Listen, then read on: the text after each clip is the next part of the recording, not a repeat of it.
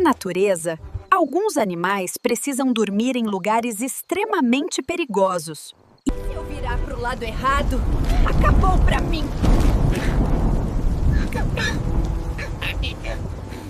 Se eu virar... Eu sabia que esse gelo parecia fino demais. Quem inventou dormir aqui tinha coragem!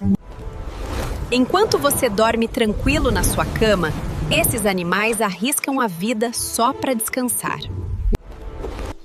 E existem animais que dormem em lugares ainda mais assustadores. Se inscreva para descobrir.